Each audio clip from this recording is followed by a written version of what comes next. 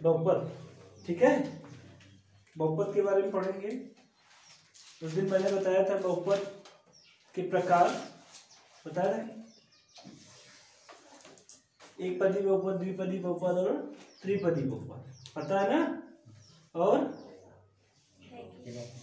रैखिक बहुपद, द्विघात बहुपद, त्रिघात बहुपद, चतुर्घात बहुपद, ठीक है। आज हम द्विघात समीकरण के बारे में जानेंगे। सपोज दैट द्विघात समीकरण हमारा ax square plus bx plus c बराबर 0 है, ठीक है। इसके मूल यानी इस समीकरण द्विघात समीकरण के मूल अल्फा और बीटा है, ठीक है। इस मूल को हम क्या कर सकते हैं, शून्य भी कर सकते हैं, ठीक है। या जो चर राशि x है उसका हल भी कर सकते हैं, ठीक है। तो इसमें देखिए दो मूल हैं, ठीक है। देखिए जितने घात का समीकरण होता है उतना ही चर राशि का मान आता है। तो यहाँ द्विघात समीकरण है, द्विघात समीकरण है तो इसमें चर राशि x का मान 2 आएगा। तो यहाँ दो मूल हमने मान लिए अल्फा और बीटा, ठीक है। तो इसमें देखिए मूलों का योगफल, मूलों का योगफल बराबर एक फार्मूला होता है, क्या होता है, माइनस यक्स का गुणांक बट्टे यक्स स्क्वायर का गुणांक, ठीक है। तो इसमें मूलों का योगफल, दो मूल हमने माने हैं अल्फा और बीटा। तो यहाँ अल्फा प्लस क्या हो जाएगा, बीटा बराबर माइनस यक्स। तो यहाँ दिख रहा है समीकरण में यक्स, यक्स का गुणांक क्या आएगा, बी। बी से पहले कौन सा साइन है, प्लस का। अगर यहाँ माइनस का साइन होता तो बी की जगह माइनस बी रखते, ठीक है। लेकिन यह माइनस आपका स्थिर ही रहता है, तो यहाँ लिखेंगे माइनस बी अपान यक्स स्क्वायर का गुणांक। तो यहाँ यक्स स्क्वायर क्या है, यक्स स्क्वायर का गुणांक क्या है, ए। यहाँ जगह मूलों का योगफल अल्फा प्लस बीटा बराबर क्या होगा, माइनस बी बट्टे ए, ठीक है। अब यहाँ पे दूसरा समीकरण हमारा है मूलों का गुणनफल, मूलों का गुणनफल बराबर होगा अचर पद, क्या होगा, अचर पद बट्टे यक्स स्क्वायर का गुणांक, ठीक है। तो इस समीकरण में अचर पद जोड़ेंगे। अचर पद कौन सा होगा, जिसके साथ कोई भी चर राशि नहीं होगी। और यहाँ पे मूलों का गुणनफल है, यानी दो मूल हमने माना ही है अल्फा बीटा, तो अल्फा इंटू बीटा बराबर अचर पद इस समीकरण में क्या होगा, सी बट्टे यक्स स्क्वायर का गुणांक क्या होगा, यक्स स्क्वायर का गुणांक ए। तो यहाँ हो जाएगा अल्फा इंटू बीटा बराबर क्या, सी बट्टे ए।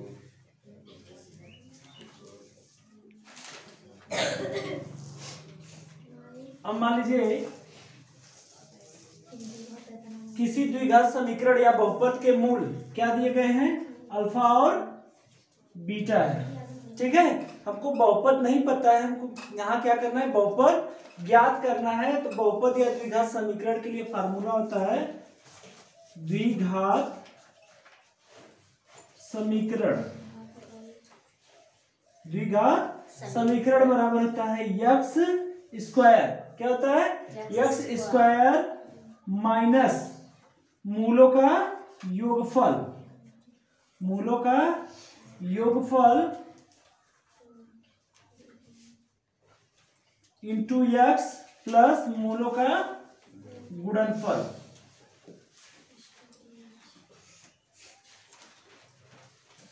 बराबर 0, ठीक है। यानी यहाँ पर द्विघात समीकरण या बहुपद के लिए फार्मूला था, जिसके अगर मूल दिए गए हो तो उसके लिए फार्मूला यक्स स्क्वायर माइनस मूलों का योगफल इंटू यक्स धन मूलों का गुणनफल बराबर क्या होता है, 0 होता है। तो यहाँ पे मान रखेंगे यक्स स्क्वायर माइनस मूलों का योगफल, यानी यहाँ पे मूल हमारे दिए गए हैं कौन कौन से, अल्फा और बीटा। तो यहाँ देगा अल्फा प्लस बीटा इंटू यक्स प्लस मूलों का गुणनफल। तो मूलों का गुणनफल मूल कौन कौन से, अल्फा बीटा, तो अल्फा इंटू बीटा बराबर 0। ऐसे ही x के मान यानी शून्य या मूल कुछ भी दिया रहे, अगर बहुपद निकालना है तो आप इस फार्मूले का यूज करेंगे। ठीक है,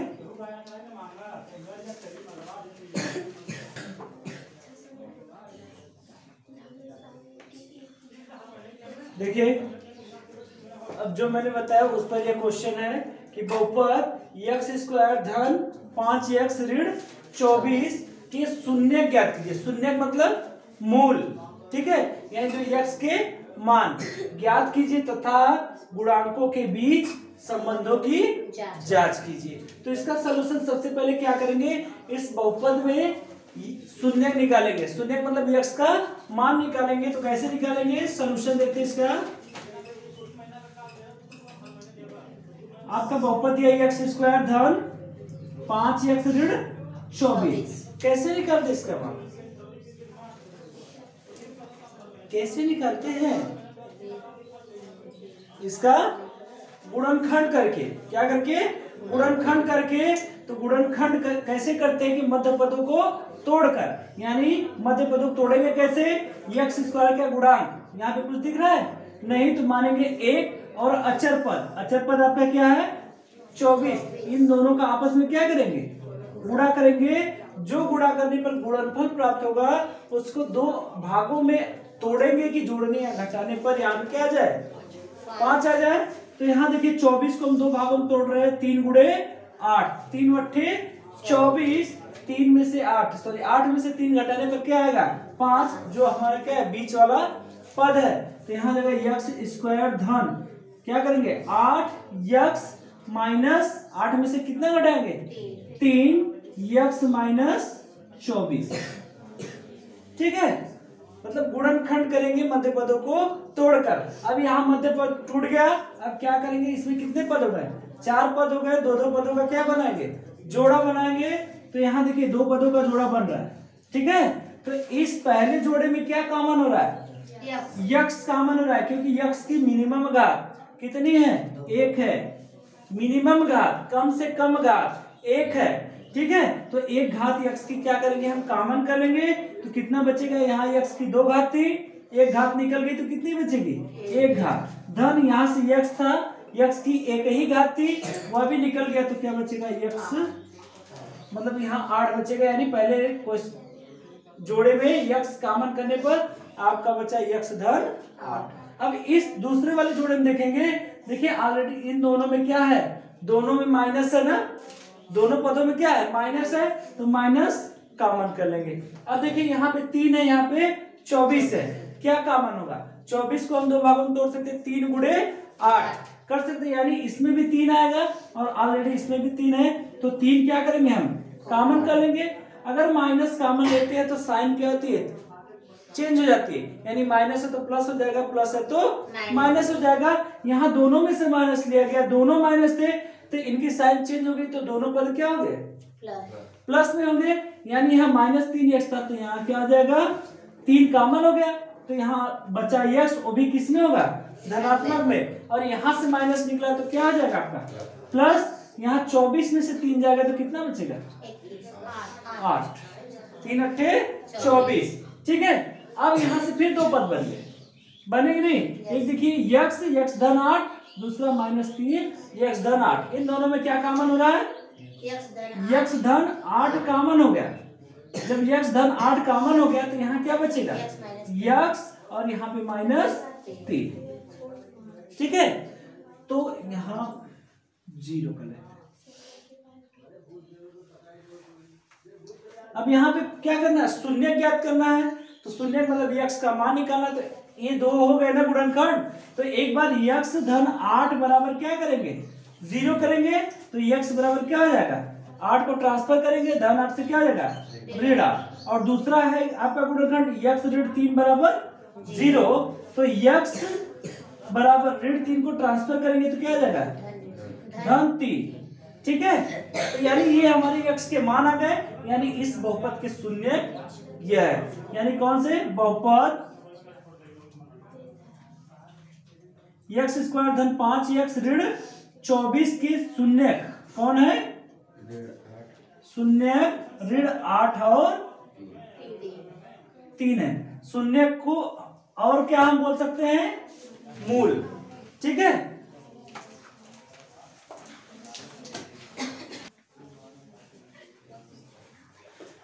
देखिए अब हमारा क्या हो गया, शून्य ज्ञात हो गया। तो यहाँ पहला क्या था, शून्य ज्ञात करना था, तो शून्य हमने ज्ञात कर लिया। लेकिन दूसरा और पूछा है, गुणांकों के बीच संबंध ज्ञात करना है। तो गुणांकों के बीच संबंध कैसे ज्ञात करेंगे कि ये जो शून्यक है, शून्यकों का योगफल निकालेंगे इससे, और एक फार्मूले से जो अभी मैंने बताया था पीछे। ठीक है, और उनका गुणनफल भी निकालेंगे। ठीक है, तो निकालेंगे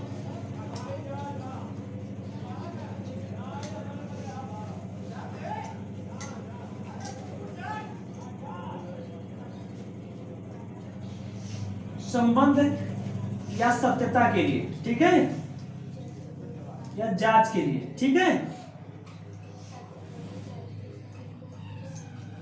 क्या करेंगे कि शून्य जो हमारे निकले हैं उनका क्या निकालेंगे, योग निकालेंगे। यानी शून्यकों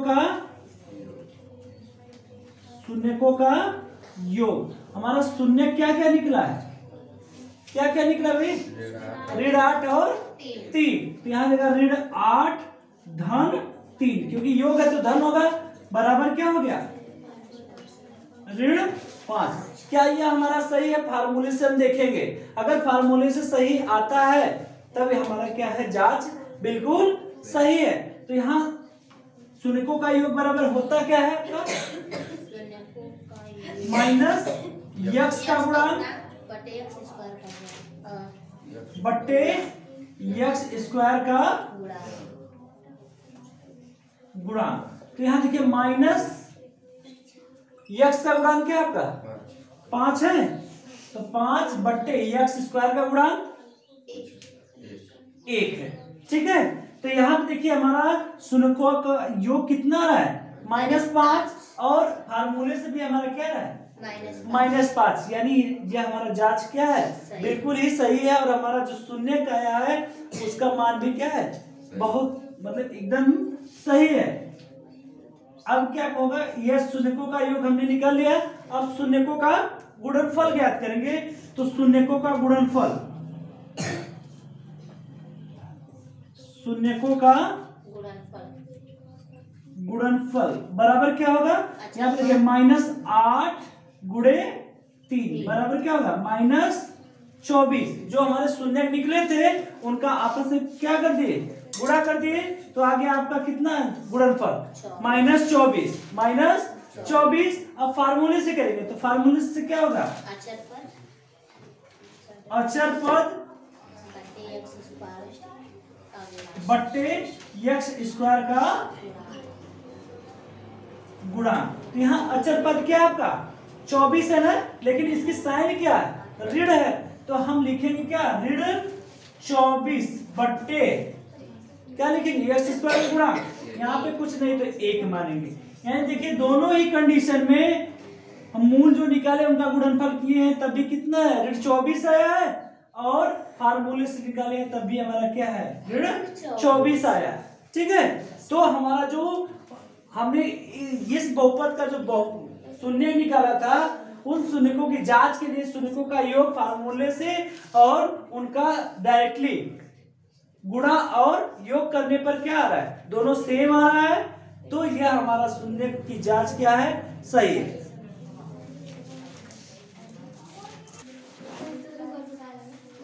देखिए अब नेक्स्ट क्वेश्चन है, यदि किसी बहुपद के शून्यक अल्फा और बीटा इस प्रकार है कि अल्फा प्लस बीटा बराबर 6 और अल्फा इंटू बीटा बराबर 4, तब बहुपद लिखिए। तो यहाँ देखिए शून्य क्या है, अल्फा और बीटा है। मैंने बताया था फार्मूले में कि बहुपद या द्विघात समीकरण ज्ञात करने के लिए अगर अल्फा और बीटा यानी मूल दिए गए हो तब बहुपद कैसे निकालेंगे, उसके लिए फार्मूला मैंने बताया था क्या, बहुपद बराबर यक्स स्क्वायर माइनस मूलों का योगफल। तो यहाँ मूल कौन कौन है, शून्यकों का योगफल अल्फा और बीटा है। तो अल्फा प्लस बीटा इंटू यक्स प्लस अल्फा इंटू बीटा। अब यहाँ पे अल्फा प्लस बीटा का भी मान दिया है और अल्फा इंटू बीटा का भी मान दिया है। तो हम इस फार्मूले में उस सबका क्या रख देंगे, मान रख देंगे तो यहाँ हो जाएगा एक्स स्क्वायर ऋण अल्फा प्लस बीटा का मान कितना दिया गया है 6x, क्योंकि बाहर क्या है इंटू एक्स है, तो 6x plus alpha into beta बराबर कितना दिया गया 4। अब ये हमारा क्या हो जाएगा बहुपद हो गया। ठीक है, यानी अल्फा और बीटा इस प्रकार है कि अल्फा प्लस बीटा बराबर 6 और अल्फा इंटू बीटा बराबर 4। इन सबसे हम फार्मूले में रखेंगे इन सब का मान, तो हमारा बहुपद ज्ञात हो जाएगा।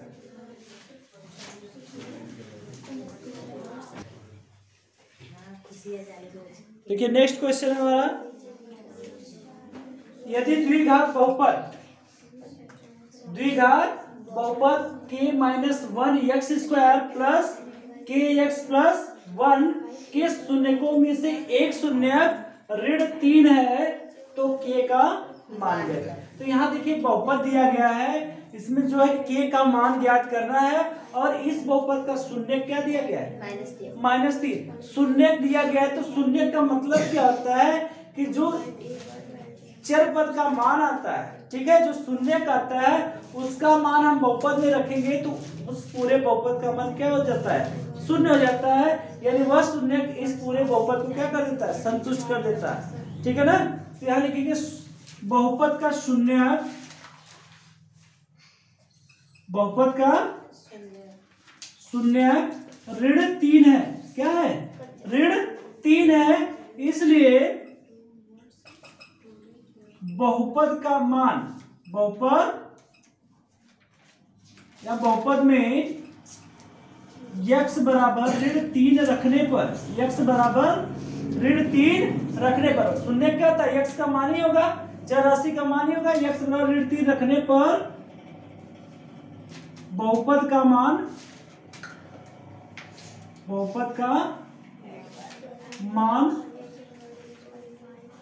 क्या होगा शून्य होगा। क्या होगा शून्य होगा, यानी यह बहुपद है। अतः बहुपद क्या है k minus 1 x² plus kx plus 1। इसमें x का मान रखेंगे तो इसका मान क्या हो जाएगा 0 हो जाएगा, शून्य हो जाएगा। अब यहाँ पे मान रखिए x का, तो हो जाएगा k minus 1 into x²। x का मान क्या रखना है -3, तो -3 का square plus k into x का मान फिर क्या रखेंगे -3 धन 1 बराबर 0। तो यहाँ हो जाएगा k माइनस 1 ऋण 3 का स्क्वायर होगा तो कितना आएगा 3 3 का 9 और माइनस माइनस क्या हो जाएगा प्लस, यानी यहाँ हो जाएगा +9। ठीक है, और यहाँ देखिए माइनस प्लस का गुणा होगा तो क्या आएगा -3 k प्लस 1 बराबर क्या 0। अब इस 9 का ब्रैकेट के अंदर क्या करेंगे गुणा करेंगे तो आ जाएगा 9k माइनस 9 माइनस 3k धन 1 बराबर 0।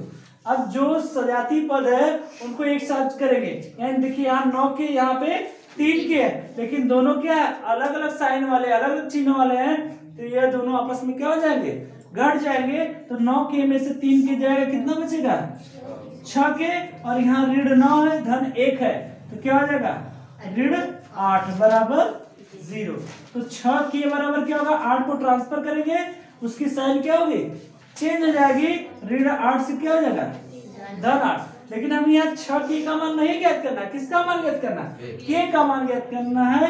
तो k बराबर हो जाएगा 8, 6 को ट्रांसफर करेंगे तो क्या हो जाएगा यहाँ मल्टीप्लाई है यानी गुणा है तो इधर हो जाएगा आपका भाग। अब देखिए किसी से डिवाइड हो सरलता रूप में इसको करेंगे कितना है 2 चौके 8 2 3 6, यानी k का मान हमारा क्या आ गया 4/3। ठीक है, यानी इस बहुपद में k का मान क्या आएगा 4/3 आएगा। ठीक है, इस प्रकार आप जो मैंने एग्जांपल और फार्मूले बताए हैं 2B में इस टाइप की जितनी भी क्वेश्चन है आप लोग सॉल्व कीजिएगा।